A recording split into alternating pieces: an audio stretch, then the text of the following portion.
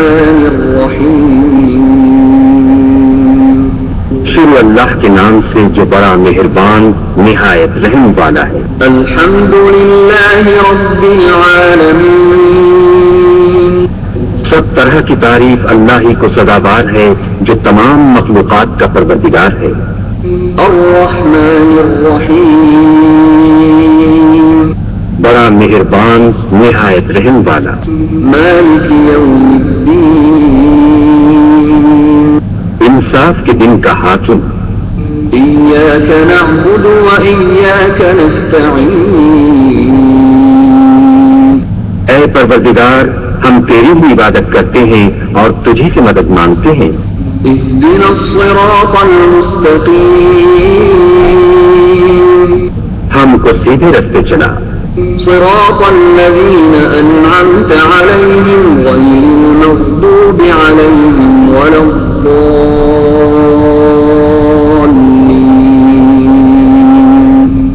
ان لوگوں کے رستے جن پر تو اپنا فضل و کرم کرتا رہا، نہ ان کے جن پر غصے ہوتا رہا اور نہ گمراہوں کے. نحمده ونصلي ونسلم على سيدنا ومولانا محمد رسوله النبي الأمين المكين الحنين الكريم الرؤوف الرحيم.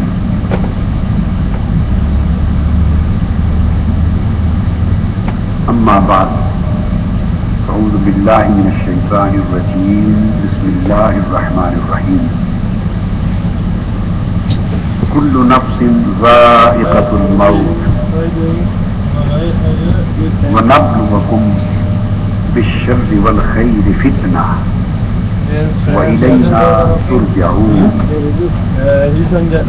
صدق الله مولانا العظيم.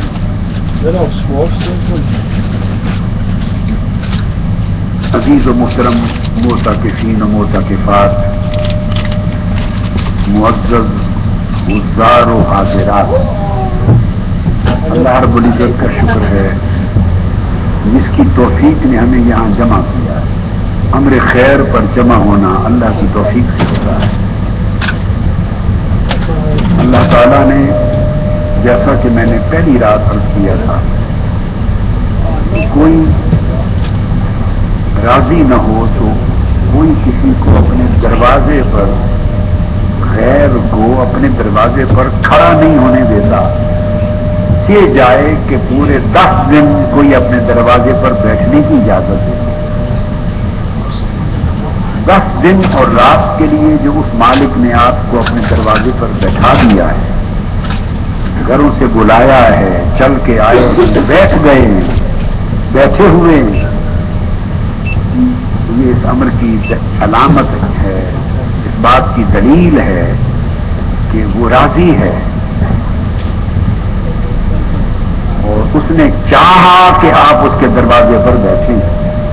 نہ چاہتا تو آپ کبھی نہ بیٹھ سکتے، نہ چاہتا تو کبھی نہ بیٹھ سکتے. تو امید رکھنی چاہیے، کامل یقین بلکہ رکھنا چاہیے کہ جس نے دروازے پر بیٹھا لیا ہے تو کچھ دے کر ہی بھیجے گا. ایسے خالی چولی واپس بھیجنے کے لیے تو نہیں بٹھا سکتے. اور ہم جو امیدیں لگا رہے ہیں، جو کہہ رہے ہیں، وہ اوپر سن بھی رہا ہے. تو یہ بندے میرے بارے میں یہ کہہ رہے ہیں، سن رہا ہے نا اس وقت ہم کیا کہہ رہے ہیں. اس نے ہمیں بلایا ہے، مالک ہم تیرے بلائے بغیر نہیں آئے. میں عرض کر رہا ہوں باری تعالیٰ، ہم تیرے بلائے بغیر نہیں آئے. ہماری کیا مجال کہ تیرے در پہ تیری اجازت کے بغیر، بلاوے کے بغیر آ جائے. تو نے بلایا ہم آ گئے، تو نے بٹھایا ہم بیٹھ گئے. اب چونکہ تیرے در پہ بیٹھے ہیں تو یہ یقین لے کے بیٹھے ہیں کہ سخی اور کریم اپنے در پہ 10 دن بٹھا کر خالی جھولی نہیں بھیجتے. پھر تجھ سے بڑا سخی کوئی نہیں اور تجھ سے بڑا کریم کوئی نہیں. یہ تو ہو ہی نہیں سکتا کہ 10 دن رات تو اپنے در پہ بٹھائے رکھے اور عید کا چاند دیکھ کر یہ سب ہم گھر جائیں اور تو خالی جھولی بھیج دے. عید کا چاند چڑھ جائے تو غریب سے غریب لوگ بھی اپنی بچوں کو کچھ نہ کچھ دے دیتے. اور عید کا چاند دیکھ کر 10 دن رات تیرے در پہ بیٹھ کے جب یہ واپس جائیں تو باری تعالیٰ یہ تو ممکن ہی نہیں کہ تو خالی جھولی واپس بھیج دے گا. کچھ نہ کچھ تو دے کر ہی بھیجے گا. کیا دے کر بھیجتا ہے تو مالک ہے، تیری مرضی ہے. ہم اور کچھ نہیں کہتے، جو تیری شان کے لائق ہے وہی دے کے بھیج دینا. جو تیری شان کے لائق ہے، جیسا دروازہ ہو اسی شان کے مطابق ملتا ہے منگتوں کو. بس جو دیکھ تیرے دروازے پر بیٹھے جو تیری شان کے لائق ہے تو دے دے. یہ معنی ہے جمع ہونے کا اور اعتکاف بیٹھنے کا. اللہ رب العزت کی توفیق سے ہی آج سورہ انبیاء کی آیت نمبر 35 کی میں نے تلاوت کی. کل کا موضوع یہ تھا کہ موت اور قبر یہ قیامت کا اور آخرت کا مرحلہ اولا ہے. قیامت اور آخرت کا پہلا مرحلہ موت اور قبر ہے. آج بھی اسی موضوع کو آگے چلا رہا. قبر کا مرحلہ اور قبر کا زمانہ اصطلاح میں برزخ کہلاتا ہے. اس قبر کے زمانے اور برزخ کی مدت کا اینڈ، اس کی انتہا، اس کا خاتمہ بعث پر ہونا ہے. تو جب قیامت کے دن دوبارہ اٹھیں گے جس کو بعث بعد الموت یہ اس لمحے پر جا کے ختم ہونا. یہ زمانہ وہ تھا جب ہمارے جسم نہ تھے، ہماری روحیں تھیں اوپر عالم ارواح.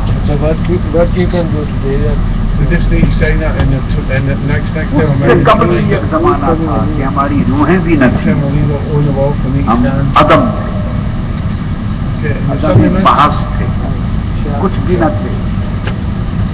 ہماری روحیں پیدا کر کہ روحیں تھیں جسم نہ تھے. پھر ہماری روحوں کو جسموں میں ڈال دیا گیا. پھر اگلا زمانہ آ گیا. پھر اگلا زمانہ آئے گا کہ روحیں جسموں سے جدا کر دی جائیں گی، پھر جسموں میں پلٹا دی جائیں گی. وہ قبر اور برزخ کا دور ہے. وہاں سے آخرت اور قیامت شروع ہو گئی. حساب و کتاب شروع ہو گیا اور جزا و سزا شروع ہو گئی. نیک و بد کو جو جو ملنا ہے جزا کی شکل میں، سزا کی شکل میں، وہ موت کی شام سے ملنا شروع ہو گیا. اس دور میں اس وقت ہم ہیں، یہ سراب ہے، یہ دھوکہ ہے، متاع الغرور ہے.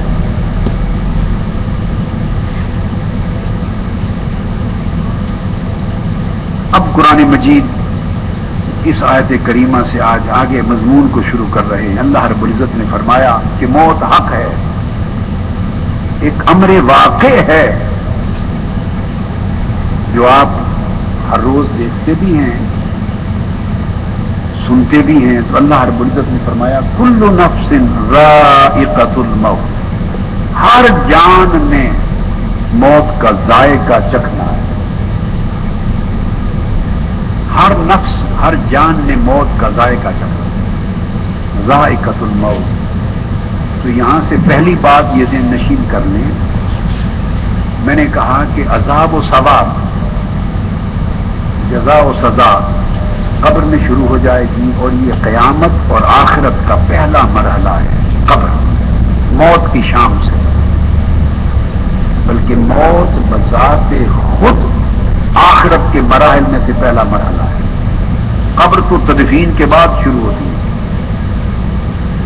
آخرت کے مراحل قفص عنصری سے جب روح پرواز کرتی ہے تو لمحہ موت سے شروع ہو جاتی ہے آخرت اور قیامت. اس لیے اقتربت الساعہ کا کلمہ بار بار دہراتا ہوں کہ قیامت قریب آ گئی. اور اے سننے والے، یوں قیامت کو یوں دیکھ کہ ہر ایک کی قیامت اس کی موت ہے، جو مر گیا اس کی قیامت اسی شام بپا ہو گئی، لمحہ موت میں بپا ہو گئی۔ یہ خیال کبھی نہ کیا جائے کہ موت فنا ہو جانے کا نام ہے۔ اگر موت فنا ہو جانے کا نام ہوتا تو موت کے بعد نہ کوئی عذاب ہوتا، نہ ثواب ہوتا، نہ جزا ہوتی، نہ سزا ہوتی۔ موت ایک لمحہ انتقال ہے، لمحہ موت بالکل ایک عارضی شے ہے، آتی ہے اور چلی جاتی ہے، کیونکہ موت کے فوری بعد پھر ایک حیات ہے، حیات برزخی،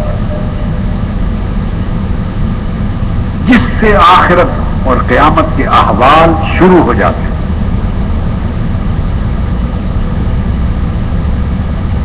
اسی سے تنگی اور فراخی شروع ہو جاتی ہے، اس حیات سے۔ اس لیے اللہ رب العزت نے موت کو ذائقہ سے تعبیر کیا، سمجھانے کے لیے کہ ذائقہ جیسے تم جانتے ہو کہ ذائقہ ایک مستقل چیز نہیں ہے،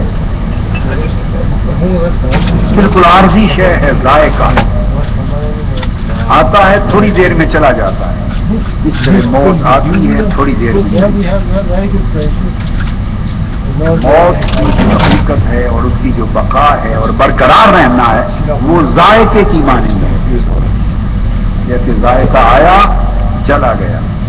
فرق اتنا ہے کہ مومن کا ذائقہ موت والا میٹھا ہے، فاسق و فاجر اور منافق کا ذائقہ کڑوا۔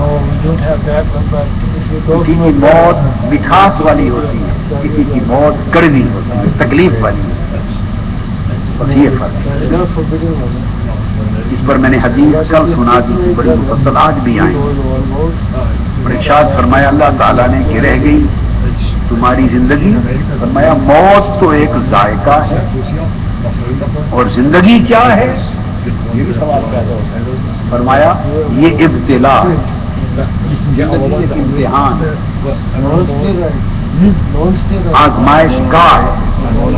خلق الموت والحیات لیبلوکم ایکم احسن عملا، اور یہاں فرمایا نبلوکم بالشر والخیر، کہ ہم تمہیں زندگی کیا ہے تمہیں پرکھتے ہیں، آزماتے ہیں، تمہارا امتحان لیتے ہیں خیر اور شر کے ساتھ، کہ کس کا عمل عمل خیر ہے، کس کا عمل عمل شر ہے، یا کبھی بھلائی دے کر آزماتے ہیں اور کبھی شر اور تکلیف اور نقصان دے کر آزماتے ہیں، دونوں شکلیں ہیں۔ زندگی آزمائش ہے، ایک امتحان گاہ ہے۔